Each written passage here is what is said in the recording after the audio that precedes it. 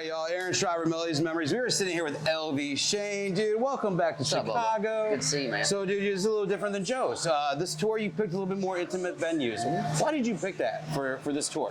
This record, I mean, I feel like first record too was a lot about the lyrics, but this record in particular is a lot about the human struggle that I've got to see while I've been exposed to much more of the world out playing the Backslider record. Yeah. So I wanted to strip it down for a few shows and just really focus on more of a power acoustic, as they would call it in the industry, kind of vibe with more focus on the lyric and telling stories behind the songs. I love it. I'm excited for this show because, like I said, more intimate venue. It's gonna be nice. So, new album Damascus drops April 19th. Yeah. Tell me a little bit about where the title came from and how is it different than Backslider?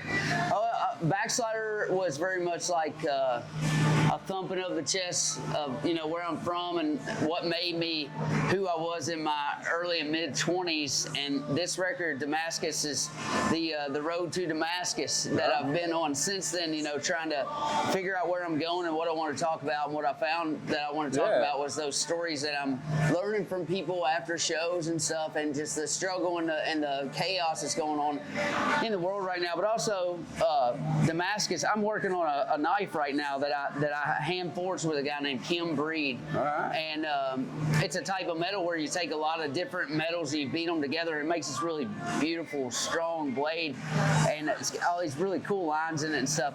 So I wanted to use that kind of as a metaphor for pulling from different influences from country, rock, hip hop, Americana, soul, gospel, whatever it may be, and just throwing it on one record because, whatever. I love that. I love that, man, because you don't fit no molds. You break out all the molds, man, ever since we started following you a few years back. 13 tracks on the album. I was kind of looking at some of the songwriters. Jeremy Spillman, my buddy Driver Williams, Ben Chapman, good friend of ours. You got some powerhouses on this album. Is there one song that you're just ready, that maybe you haven't teased or anything, that you're just ready to get out in the world for all of us to hear?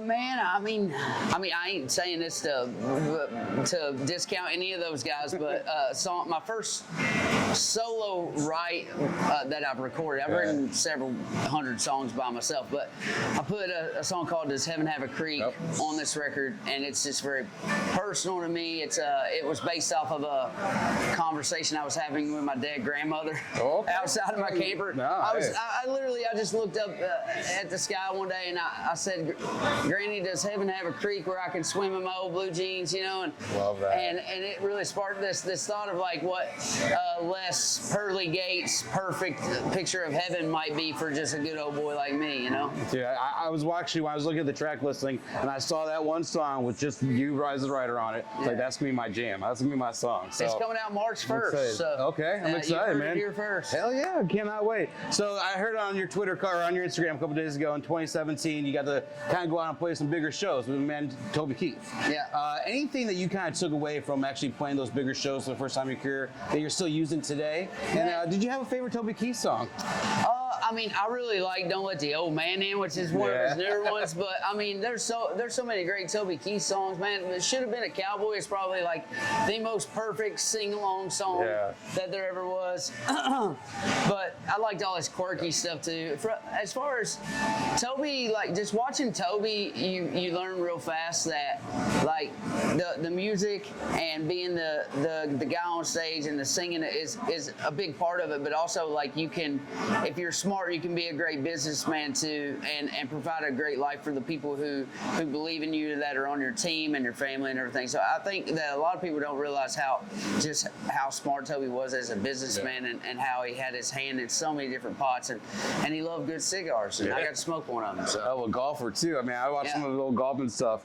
So I want to get a little deep for a minute, man. But in the pursuit of a music career, artists face a lot of challenges and setbacks at times. How have you overcame any of those on your journey? Shit, I ain't overcame none of them, man. I just bouncing through them as they come along, I mean, since I came in, I've slept on couches, been paid to write songs, got a record deal, had #1 hit, been on pills, back off of pills, played arenas, and I went from playing arenas to playing a 175 cap room we're in right now. I think that there's a lot of different facets to doing this, and you need to have an appreciation for all of them. Honest to God, this is my favorite kind of room to play. It's a really good one. I love this shit. I don't get me wrong, I'll take a shed show or an arena show if it comes my way, but you're so disconnected from people, you know? So I'm focused on betting on me these days, betting on the people that are in my immediate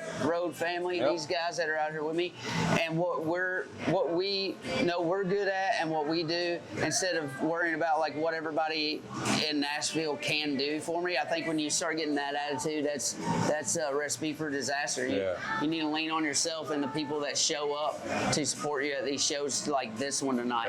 As I said, when I saw you announce for this, I'm like, perfect for Carol's nice little acoustic slow down. I'm amped, dude. This is gonna be awesome. So other than the new album coming out April 19th, what else you got on the plans for 2024, man? Anything else that you can talk about or that you're excited about? Yeah, man. I mean, we're putting a record out. That's the biggest thing. I plan on doing a lot more stuff like this. Nice. I plan on doing a lot of clubs. I'm pretty much solely focused on doing headlining gigs.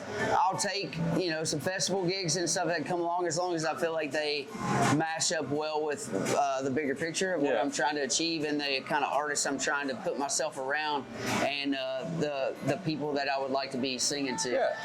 But as of right now, man, all the big things that are coming are still hiding out right now. I'm just waiting for them to raise their hand. Can't wait. Yeah. So, man, it's been an awesome journey watching you, man, these last few years. I'm excited for the show tonight. Y'all check it out. The new album, Damascus, coming out April 19th. Don't miss it. Come see us. Shane, y'all. Later, buddy. Thanks, buddy.